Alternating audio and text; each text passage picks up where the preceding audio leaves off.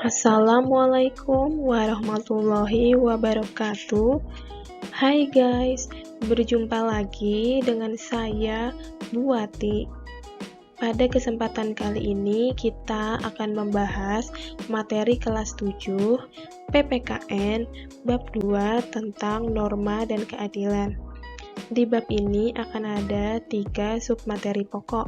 Yang pertama, tentang norma dalam kehidupan masyarakat. Yang kedua, arti penting norma dalam mewujudkan keadilan. Dan yang ketiga, perilaku sesuai dengan norma dalam kehidupan sehari-hari. Pada kesempatan kali ini, kita akan bahas yang pertama dulu ya, yaitu tentang norma dalam kehidupan masyarakat. Yuk, kita pelajari bersama-sama. Pertama-tama, kita harus tahu dulu, apa sih itu norma? Norma berasal dari bahasa Inggris norm, bahasa Yunani normoi, atau normos yang berarti hukum. Menurut Kamus Besar Bahasa Indonesia, norma ialah seperangkat aturan yang bersifat mengikat warga kelompok dalam masyarakat yang digunakan sebagai panduan, tatanan, dan pengendali tingkah laku yang sesuai dan diterima.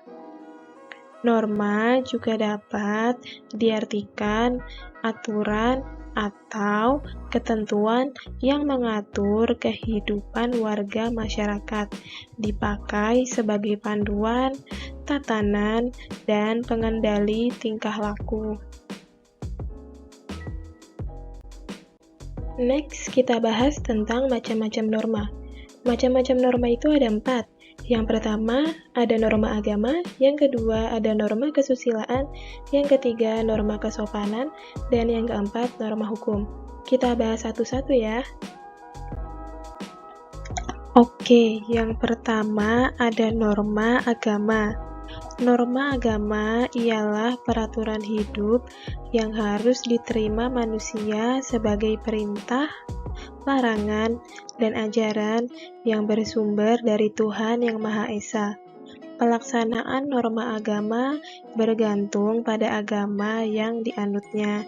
Seperti yang dapat kalian lihat pada gambar di samping, terlihat ada orang yang menganut agama Islam, Kristen, Katolik, Hindu, Buddha, maupun Konghucu yang beribadah sesuai dengan kepercayaannya masing-masing.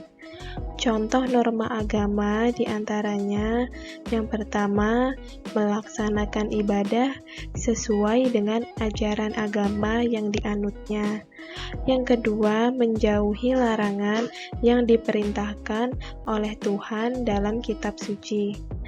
Pelanggaran atau sanksi terhadap norma ini akan mendapat hukuman dari Tuhan Yang Maha Esa berupa siksa kelak di akhirat.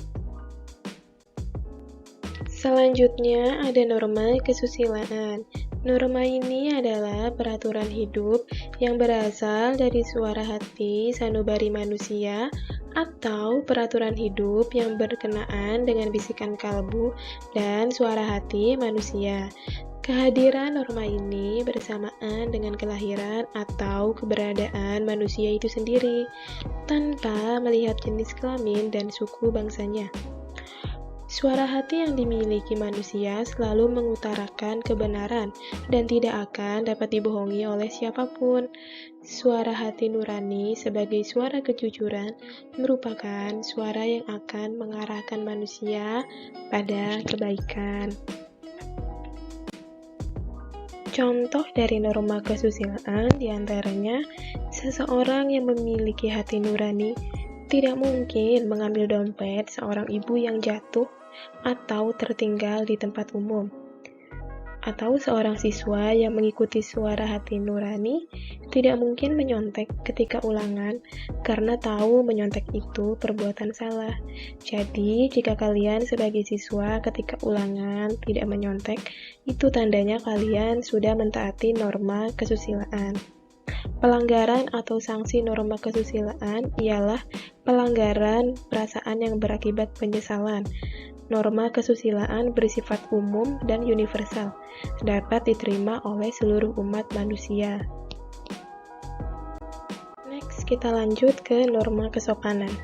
Norma ini adalah norma yang timbul dan diadakan oleh masyarakat itu sendiri untuk mengatur pergaulan sehingga masing-masing anggota masyarakat saling menghormati. Dasar dari norma kesopanan adalah kepantasan, kebiasaan, dan kepatutan yang berlaku dalam masyarakat. Norma kesopanan sering dinamakan norma sopan santun atau tata krama. Norma kesopanan yang aktual dan khas berbeda antara masyarakat yang satu dengan masyarakat yang lain. Coba sekarang kalian sebutkan kira-kira apa sih contoh dari norma kesopanan yang kalian tahu? Nah, contoh dari norma kesopanan diantaranya adalah bersikap hormat kepada orang tua, guru, dan orang yang lebih tua daripada kita. Lalu jangan makan sambil berbicara. Selain itu, ketika berjalan di depan orang yang lebih tua, harus meminta izin atau permisi. Dan yang terakhir, tidak boleh menyela jika ada orang yang sedang berbicara. Pelanggaran atau sanksi terhadap pelanggaran norma ini dapat berupa pengucilan, tidak disenangi, atau dicemooh oleh masyarakat. Sanksi berasal dari luar diri seseorang, berbeda dengan norma kesusilaan yang berasal dari diri sendiri. Lemah kuatnya sanksi dari masyarakat dipengaruhi oleh kuat tidaknya norma kesopanan tersebut dalam masyarakat. Next, kita ke norma yang terakhir, yaitu norma hukum. Norma ini adalah peraturan-peraturan yang timbul dan dibuat oleh lembaga kekuasaan negara. Isinya mengikat setiap orang dan pelaksanaannya dapat dipertahankan dengan segala paksaan oleh alat-alat negara. Sumbernya bisa berupa peraturan perundang-undangan, jurisprudensi, kebiasaan, doktrin, dan agama. Keistimewaan norma hukum terletak pada sifatnya yang memaksa. Sanksinya berupa ancaman hukuman. Penataan dan sanksi terhadap pelanggaran peraturan hukum bersifat heteronom, artinya dapat dipaksakan oleh kekuasaan dari luar, yaitu kekuasaan negara. Jadi, norma hukum bertujuan untuk mewujudkan ketertiban dan kedamaian dalam masyarakat melalui upaya penciptaan kepastian hukum. Contoh norma hukum diantaranya adalah barang siapa dengan sengaja menghilangkan nyawa orang lain dihukum dengan hukuman yang berlaku. Yang kedua, orang yang ingkar janji suatu perikatan yang telah diadakan diwajibkan mengganti kerugian, misalnya jual beli. Yang ketiga, dilarang mengganggu ketertiban umum. Dan yang keempat, dilarang merampok, mencuri, mencopet, dan lain-lain. Norma hukum memiliki dua sifat. Yang pertama bersifat perintah, yang artinya memerintahkan orang berbuat sesuatu, dan jika tidak berbuat, maka ia akan melanggar norma hukum tersebut. Yang kedua bersifat larangan, yaitu melarang orang berbuat sesuatu, dan jika orang tersebut melakukan perbuatan yang dilarang, maka ia melanggar norma hukum tersebut. Setelah tadi kita membahas pengertian dan macam-macam norma, kita akan masuk ke pembahasan selanjutnya, yaitu tentang tujuan, fungsi, dan ciri-ciri norma. Pertama-tama kita akan bahas dulu tujuan norma. Norma memiliki tujuan sebagai pedoman dasar, arahan, dan tata tertib bagi anggota masyarakat tempat norma itu berlaku, sehingga tercipta masyarakat yang teratur dan tentram serta terbentuk keselarasan bagi setiap anggotanya agar dapat hidup nyaman dan tentram. Tahukah kamu orang yang taat terhadap norma dan aturan? Orang yang taat aturan atau norma biasanya memiliki ciri-ciri mengetahui tentang aturan yang ada, mengetahui isi dari aturan tersebut, bersikap dan berperilaku sesuai dengan tuntutan aturan tersebut. Selanjutnya, kita bahas apa sih fungsi norma itu. Fungsi norma diantaranya adalah menciptakan kenyamanan, kemakmuran, serta kebahagiaan bagi pelakunya. Yang kedua, menjadi petunjuk suatu hubungan antar manusia. Yang ketiga, menciptakan suasana yang tertib dan tentram antar manusia.